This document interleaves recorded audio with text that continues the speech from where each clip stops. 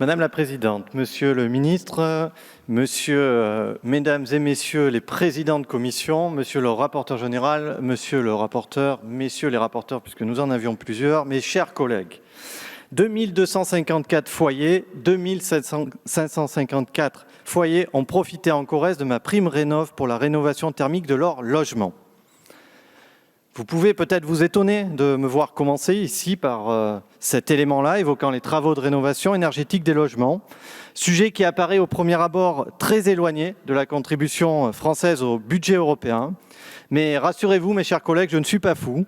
Il y a bien un lien consubstantiel entre les finances européennes et la pose du double vitrage à Ussel ou à Égletons en Corrèze.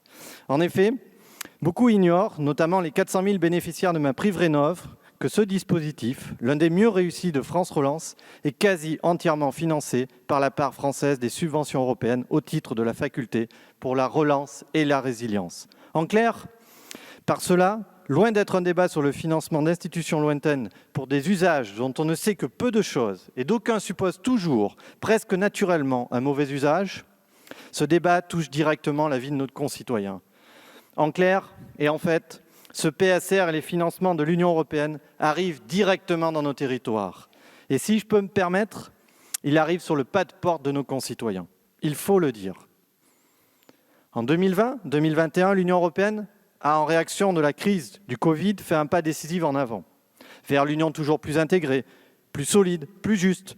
Nous avons effectivement appris de nos erreurs passées lors de la crise 2008 et en 2014.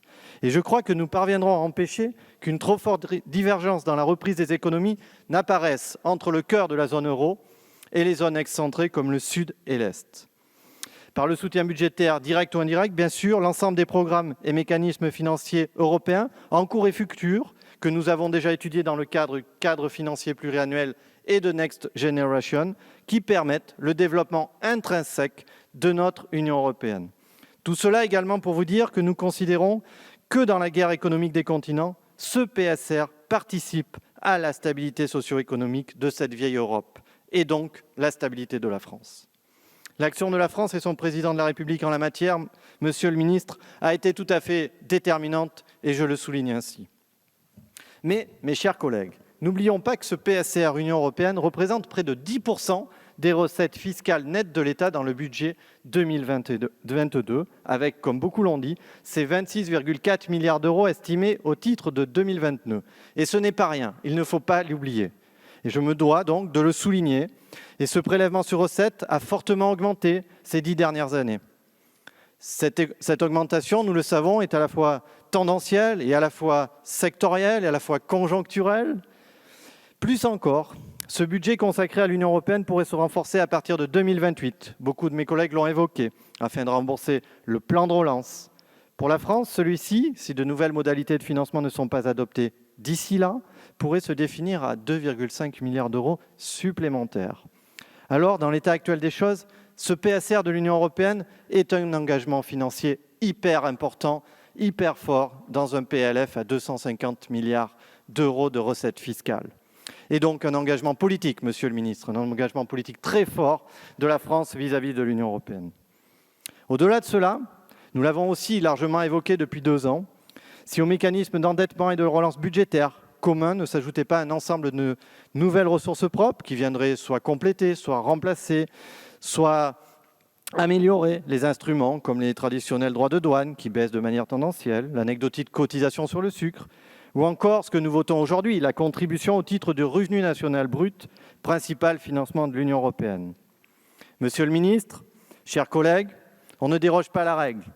Il est plus que temps, obligatoire, nécessaire, et je pense pour la survie de l'Union européenne, qu'elle se dote de vraies ressources propres adaptées à notre époque.